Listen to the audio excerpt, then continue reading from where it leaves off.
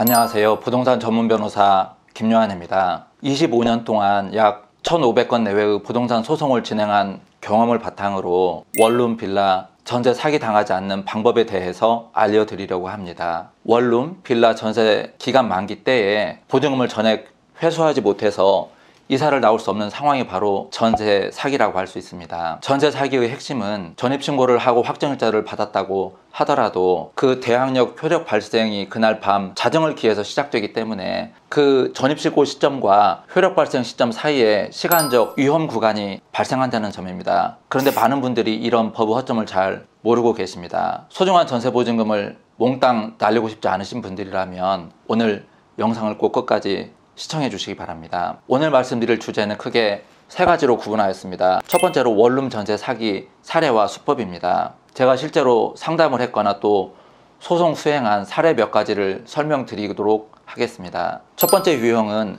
대항력 발효 시점을 이용한 사기입니다. 전세 사기의 가장 대표적인 유형인데 전입신고 및 확정일자가 예를 들어서 5월 1일 날 되었다라고 하더라도 그날 밤 자정, 다시 말해서 그 효력 발생일은 5월 2일 0시가 됩니다. 그래서 시간적 간격, 빈틈이 발생하는 것입니다.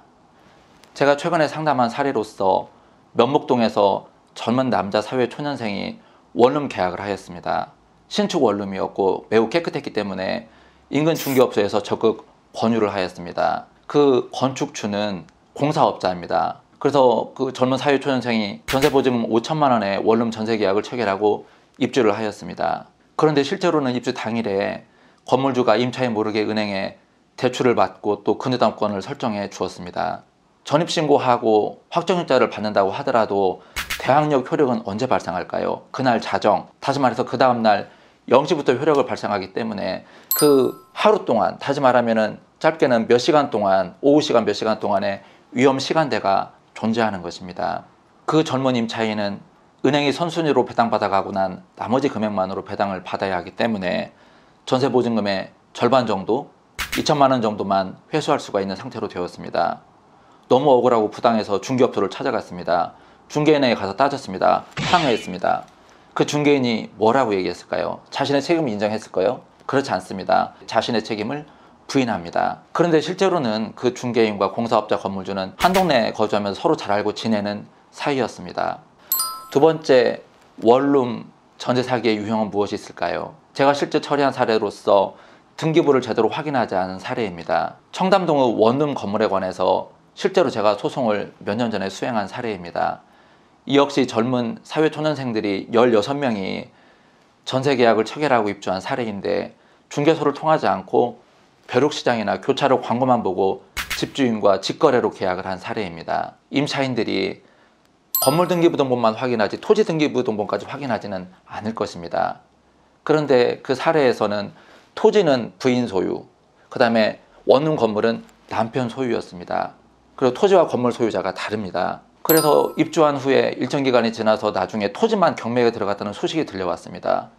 그래서 부랴부랴 16세대 임차인들이 토지 등기부를 확인해 보니 토지는 부인 명의, 원룸 건물은 남편 명의였고 토지에 대해서만 은행에 근저당권이 설정되어 있었습니다. 근데 은행에 그 대출 당시에 지상에 건물이 없었기 때문에 법정 지상권도 성립이 될 수 없는 사례입니다. 토지가 경매 들어갔을 때 그 토지를 낙찰받은 사람이 기억에 남는 분입니다. 군에서 오래 근무한 전직 대령입니다. 그분이 낙찰을 받았는데 먼저 원룸 건물 소유자를 상대로 건물 철거 소송을 제기해서 승소 판결을 득했습니다. 또 동시에 16명 원룸 임차인들 상대로 건물 명도 청구를 해서 승소했을까요? 패소했을까요? 승소했습니다. 그래서 16명 임차인들은 1원도 받지 못하고 쫓겨날 상황에 놓이게 되었습니다. 원룸 건물의 임대인인 남편이 자산이 있을까요? 자력이 있을까요? 전혀 자력이 없기 때문에 전세보증금을 반환할 수 없습니다. 그야말로 딱한 상황에 놓이게 된 것입니다. 그 상황에서 그 토지 낙찰자가 자신의 의무나 책임이 없음에도 불구하고 선의로 16명에게 어느 정도 전세보증금 일부를 반환해 주었습니다. 그야말로 선행을 베푼 것입니다. 그래서 그의 선행으로 16명이 그나마 조금씩 전세보증금을 돌려받고 나올 수가 있었습니다. 여러분, 실제로 이런 선행이 자주 있는 사례일까요? 그렇지 않으면 극히 드문 사례일까요? 극히 드문 사례일 것입니다. 실제로는 이론도 받지 못하고 쫓겨나는 것이 냉정한 법적 현실입니다. 이 사례의 문제점은 무엇이었을까요? 토지 등기부를 확인하지 않은 실수로 인해서 발생한 사건, 사고 사례입니다. 여러분 생각에 구축 원룸 건물이 사기에 용이할까요? 신축 원룸 건물이 사기에 용이할까요? 신축 원룸 건물이 더 사기에 노출되어 있습니다. 왜냐하면 그전에 정상적 임대차가 없이 처음으로 전세계약이 체결되는 상황이기 때문에 선행 합법 사례가 없다는 것이 문제입니다. 그래서 경험이 없는 사회 초년생들이 적정한 시세를 알지 못한 채로 계약을 체결하고 사기의 희생양으로 되는 경우가 많습니다. 또 구축 원룸 건물 경우에도 사기를 당하는 경우가 있습니다. 전월세 교차 사기 주의해야만 합니다. 제가 다른 영상에서도 몇 번 설명드렸습니다만 관리부동산이나 대리인이 실제로 건물주에게는 월세라고 속이고 임차인에게는 전세계약을 체결하고 전세보증금을 거액 받는 사기 유형을 제가 전월세 교차 사기라고 설명드린 바가 있습니다. 크게 두 번째 주제로서 빌라 전세 사기에 대해서 살펴보겠습니다. 빌라와 원룸 사이에 어떤 차이가 있을까요? 빌라는 원룸보다는 규모가 클 것입니다. 전세 금액이 크기 때문에 피해 금액도 크고 또 다른 특징 무엇이 있을까요? 사기 행위를 혼자서 하지 않고 여러 사람이 팀을 이루어서 사기 범행을 행하는 경우가 많다. 이런 점도 특징이 될 것입니다. 특히 빌라 전세 사기 역시 신축 빌라에서 많이 발생하는데 그 이유가 있습니다. 신축 빌라의 경우에는 아직 가격 형성이 제대로 되어 있지 않기 때문에 가격 조작이 쉽게 가능합니다. 그래서 거래 경험이 부족한 사회 초년생이라든지 정확한 시세 파악이 어려운 신혼부부들이 주로 희생양이 되는 것입니다. 빌라 전세 사기의 기본 방법은 무엇일까요? 건물주가 중개업자와 공모하는 것이 일반적인 경우입니다. 전세 시세보다 훨씬 높은 가격으로 매매가에 육박하는 가격으로 전세 매물을 내놓습니다. 이른바 깡통 전세인 것입니다. 그 직후에 바로 등기부상에 건물주 명의를 바지사장이라든지 법인으로 변경해 버립니다. 그리고 종전 임대인은 잠적합니다. 그리고 또 서로 공모해서 제3자를 내세워서 그가 경매를 신청하는 경우에는 그 물건이 경매로 들어가 버립니다. 전형적인 빌라 전세 사기의 유형이 되는 것입니다. 이런 것이 이른바 빌라왕 사기의 유사한 형태입니다. 다수의 빌라왕들 사기 사례를 여러분들이 언론에서 보셨을 것입니다. 그 특징이 세 가지가 있습니다. 건물주가 빌라왕들이 갭 투자를 하는 것, 매매가에 근접한 높은 가격으로 전세를 놓기 때문에 깡통 전세 가격이라는 점, 세 번째로 부동산 등기부상 소유자 명의를 즉시 변경해 버린다는 점, 이 세 가지 특징이 있습니다. 문화발식으로 빌라를 옮겨가면서 빌라 투자를 하기 때문에 빌라왕 투자 사기라고 우리가 명명을 하는 것입니다. 특히 가장 핵심적인 것이 매매가에 근접한 가격으로 전세를 놓기 때문에 깡통 전세가 되고 전세 기간 2년이 지난 다음에 새로운 전세입자를 구할 수가 없습니다. 왜냐하면 전세가가 1억인데 기존 전세입자는 2억에 전세를 들어갔기 때문에 2억을 받고 나올 수가 없게 되는 것입니다. 만일 시세가 떨어진다든지 또 은행이나 대출에 연체가 발생해서 경매가 행해질 경우에는 전세금보다 더 낮은 가격으로 경매 낙찰이 되더라도 임대인이 나몰라라라고 발뺌을 하면서 연락도 받지 않기 때문에 도저히 기존 전세입자가 빠져나오기가 어려운 상황에 놓이게 되는 것입니다. 또 다른 빌라 전세 사기 유형으로서 근린생활시설 건물을 주택처럼 전세 놓는 경우도 주의해야만 합니다. 등기부등본에는 해당 호실의 정확한 건축물 용도가 나타나지 않습니다. 반드시 건축물 대장을 발급받아서 해당 빌라의 호실의 용도가 주택인지 아니면은 사무실 등 근생 건물인지를 명확히 구분해야만 하는 것입니다.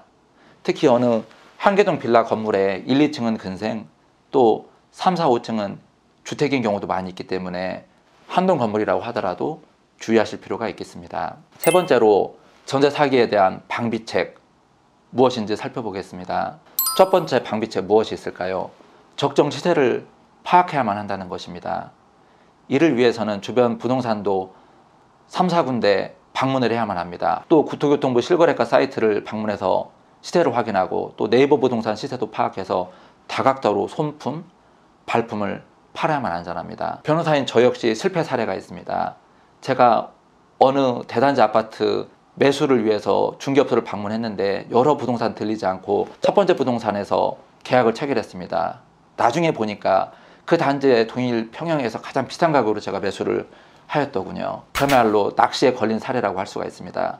특히 전세 사기는 매매가와 차이가 얼마 나지 않는 곳에서 많이 발생하기 때문에 매매가와 전세가 비율이 50% 정도로 적정한 차이가 나는 주택, 이런 주택을 선택하시는 것이 안전하겠습니다. 두 번째 방비책 무엇이 있을까요? 대항력과 우선 변제권을 확보하시는 것이 중요합니다. 이를 위해서 반드시 이사 당일에 전입신고를 하고 확정일자를 받아야만 됩니다. 짧게는 몇 시간, 또 길게는 하루, 그 위험 시간대가 있습니다. 대항력 효력 발생 전의 위험 시간대가 있기 때문에 전입신고를 한 그 다음날 다시 한 번 더 등기부등본을 발급을 해서 내가 전입신고한 그날 별도로 은행의 근저당권, 또 다른 법적 위험이 등기부상에 등재되어 있는지를 꼭 확인하실 필요가 있는 것입니다. 세 번째 방비책은 임대인의 주변 상황을 체크하시라는 것입니다. 저는 평소에 사기를 사람이 치는 것이 아니라 상황이 친다고 생각하고 있습니다. 법인명의 주택을 거래할 때에는 더욱더 주의가 필요합니다. 왜냐하면 실제로 그 법인을 컨트롤하는 자연인은 노출되어 있지 않기 때문에 더 사기가 용이하다, 이렇게 이해할 수가 있는 것입니다. 또 임대인이 예를 들어서 직장인이라든지 공무원인 경우와 사업을 하는 사람이라든지 또 월 수입이 불안정하다든지 여러 가지 다각도로 살펴보는 것이 사기 함정을 피해갈 수 있는 안전한 방책이 되겠습니다. 또 그 임대인의 자산 규모라든지 또 거주지가 어딘지 또 유사한 부동산을 몇 개를 가지고 있는지 등도 체크하는 것을 추천하고 있습니다. 네 번째 방비책 무엇이 있을까요? 부동산 등기부상의 명의자 본인과 계약을 체결해야만 합니다. 명의자 본인이 아니라 그의 아버지라든지 아들, 며느리, 다른 가족들이 대리인으로 나오는 경우에는 나중에 무권대리 항변이 나올 수가 있습니다. 그런 경우에는 전세금 전액을 다 떼일 수가 있기 때문에 초긴장을 해야만 합니다. 소유자 본인이 아닌 가족 등 대리인이 나타나는 경우에는 어떻게 해야 할까요? 위임장 인감되면서 확인해야 됩니다. 또 스피커폰으로 명의자 본인과 통화를 하되 녹음을 하고 그 통화 내용에 있어서도 누구에게 대리권을 주었는지 이런 기본적인 계약 내용도 녹음에 담아놓는 것이 필요하겠습니다. 신탁부동산 사기 사례도 언론에 자주 등장을 하는데, 신탁부동산의 경우에는 반드시 등기부상에 소유자로 등재되어 있는 신탁회사 그 본인과 계약을 체결해야만 사기를 당하지 않을 수 있는 안전한 방책이 되겠습니다. 다섯 번째 방비책은 무엇이 있을까요? 반드시 건물주 통장으로 전세금을 입금해야만 합니다. 전월세 교차 사기를 방지하기 위한 방편입니다. 또 위임장을 확인을 하되 그 위임장에 전세 위임인지 월세 위임인지 구분해서 확인하실 필요가 있습니다. 그래야만 전월세 교차 사기를 방지할 수가 있는 것입니다. 여섯 번째 방비책 무엇이 있을까요? 전세 보증보험에 가입을 하면 보다 안전하게 일부 보증금이라도 회수할 가능성이 높아지게 되겠습니다. 일곱 번째 마지막 방비책을 살펴보겠습니다. 특약사항으로 안전한 조항, 단단한 조항들을 넣어 놓으면 훨씬 더 안전도가 높아집니다. 제가 몇 가지 예시로 문구를 설명드리려고 하는데 너무 강력해서 임대인이 크게 부담을 느끼고 저항을 할 수가 있습니다. 따라서 적절하게 밀고 당기기, 협의를 통해서 문구 수정을 하시는 것이 필요합니다.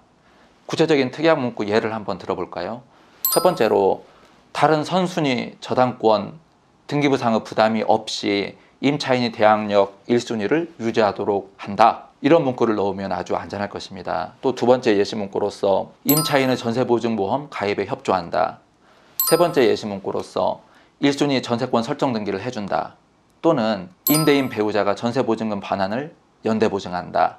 네 번째 예시 문구로서 건물을 양도할 때 미리 1개월 전에 임차인에게 통보한다. 다섯 번째 예시 문구로서 건물을 양도한 경우에도 보증금 반환 책임은 현 임대인이 계속 부담한다. 자, 이제 마무리입니다.